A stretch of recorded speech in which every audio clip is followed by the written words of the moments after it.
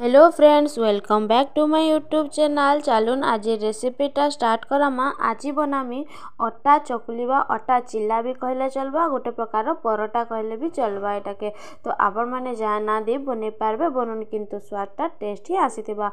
तो इनमे 4-5 कप अटा नहीं जाइए, पिसाला अटा नेबे और सेथरे मुठी भर के धनिया दे देमा, तापरे कटा प्याज दे देबे, तारू सेथरे किछि कंचा मिर्चा भी दे पारबे।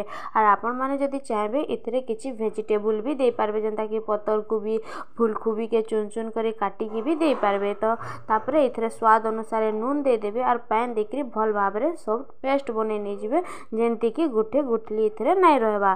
तो देखि पारतबे पेस्टटा केंती आकार हेचे, बिल्कुल एंती ही हेबा दरकार। इटा बहुत ही टेस्टी लगती। तो तावा के पूरा गरम कर देबे, एंती पूरा धुआं बाहरबार। तो आउ टिके पानी दे दे करी पुछि नै जिवे, तापरे तेल दे देबे और भल भाबे तेलटा के स्प्रेड करी नै जिमा।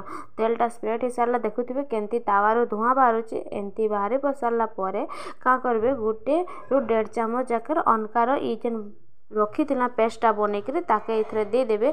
आउ हाथरे जेते संभव होबा हेते करी ताके पतला करी नै जिवे। देखि पारथबे वीडियो रे केंती करा होचे, हेंती करबे। आउ इटा के अटा के स्प्रेड कला बेले का करबे ना, हाथ के टिके उदा रखिथिबे, तही कहाबा अटा हाथे लटकी नै जाय। देखि पारथबे केंती करा होचे। आपण चाहले आउ भी पतला करि पारबे।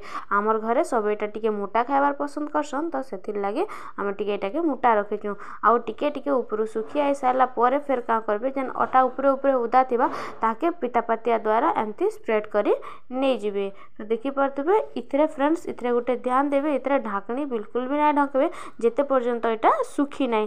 सुखी सारला परे इथरे ढापनी देले चलबा, आ नाइ देले तो बहुत ही बढ़िया आसी। तो एंती करे देखुथिबे उल्टेई नै जिवे। एटा के देखबे आगो तार चारि साइड रु उसकुचे, काजे जदी चारि साइड रु उसकुचे ताहले धीरे धीरे करी पातिया भीतर के पसेगी एंती उल्टेई नै जिवे। फ्रेंड्स, एटा बहुत हेल्दी और टेस्टी रेसिपीटे बने करी निश्चय थोड़े ट्राए करूँ, खाऊन और केंता लागला जे कमेंट करी बताबे। रुटी बने बने खाई खाई जदी बोर हो जाइछन, थोड़े ए प्रकार रुटी के खाई देखो।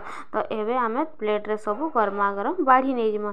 तो देखि पारथबे एठारे हमर बहुते रुटी हे गला न। आपण 4-5 कप अटा रे पाखापाखि 5 जन खाई पारबे। रुटी के गुटे रुटी रेडी हे गला हमर अटा चकेल। देखि पारथबे एटा के आपण तरकारी सहित भी खाई पारबे, आउ जदी टमाटर सॉस रे भी खाई पारबे। जदी वीडियोटा भल लागला लाइक शेयर सब्सक्राइब करबे।